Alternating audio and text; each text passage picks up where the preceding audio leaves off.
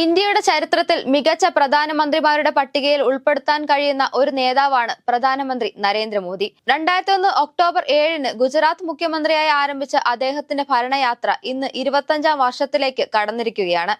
ജനജീവിതം മെച്ചപ്പെടുത്താനും രാജ്യത്തെ പുരോഗതിയുടെ പാതയിലേക്ക് ഉറച്ചു നിൽക്കാനും നയിക്കാനുമുള്ള നിരന്തര പരിശ്രമമാണ് ഈ 25 വർഷത്തെ സഫലമായ ദൗത്യത്തിന്റെ അടിസ്ഥാനം. നരേന്ദ്രമോദി അധികാരമേറ്റപ്പോൾ ഗുജറാത്ത് ദുരിതാശ്വാസ പ്രദേശമായി കണക്കാക്കപ്പെട്ടിരുന്നു. ഭൂകമ്പം, വരൾച്ച, രാഷ്ട്രീയ അസ്ഥിരത എല്ലാം ചേർന്ന ഒരു ദുരിത കാലഘട്ടം. പക്ഷേ ഈ വെല്ലുവിളികൾ തന്നെയാണ് അദ്ദേഹത്തിന്റെ നവോന്മേഷത്തിന്റെ പ്രതീകമായി മാറ്റിയത്. ജനങ്ങളെ സേവിക്കാനും അഴിമതിരഹിതമായ ഒരു ഭരണകൂടം ഒരുക്കാനുമാണ് ഞാൻ ഇവിടെ എന്ന് പറഞ്ഞത് അദ്ദേഹം പാലിച്ച പ്രതിജ്ഞയായി മാറി. ഗുജറാത്ത് അദ്ദേഹത്തിന്റെ നേതൃത്വത്തിൽ സമ്പൂർണമായും പുതുജീവിതം നേടി. വൈദ്യുതി, ജലവിതരണം, കാർഷിക വികസനം, വ്യവസായ വിപുലീകരണം തുടങ്ങിയ ഓരോ മേഖലയും ഗുജറാത്ത് മോഡൽ എന്ന പേരിൽ രാഷ്ട്രത്തിനൊരു മാതൃകയായി മാറി. 2014-ൽ പ്രധാനമന്ത്രിയായി അധികാരമേൽക്കുമ്പോൾ രാജ്യം ഭരണവ്യവസ്ഥയിലെ പ്രതിസന്ധിയിലായിരുന്നു.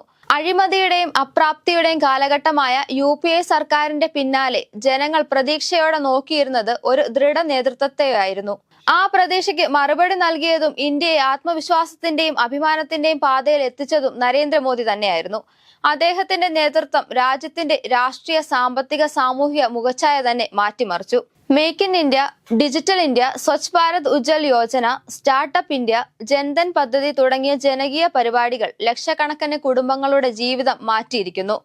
ഗ്രാമങ്ങളിലേക്ക് വൈദ്യുതി എത്തിക്കാനും ഗ്രാമീണ സമ്പദ് വ്യവസ്ഥ ശക്തിപ്പെടുത്താനും സ്ത്രീ ശാക്തീകരണത്തിനും യുവശക്തികളുടെ വളർച്ചയ്ക്കും മോദി സർക്കാർ എടുത്ത നീക്കങ്ങൾ ചരിത്രപരമാണ്.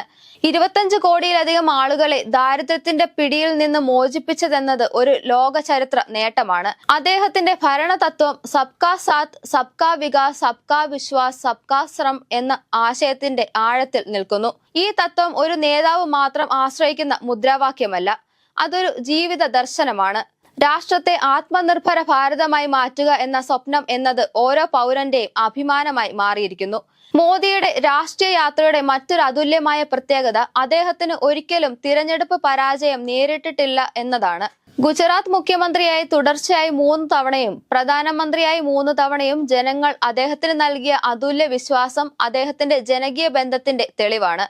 അദ്ദേഹത്തിന്റെ നയങ്ങൾ കൊണ്ട് ഇന്ത്യ ഇന്ന് ആഗോള വേദിയിൽ ശക്തമായ സാന്നിധ്യമായി മാറിയിരിക്കുന്നു.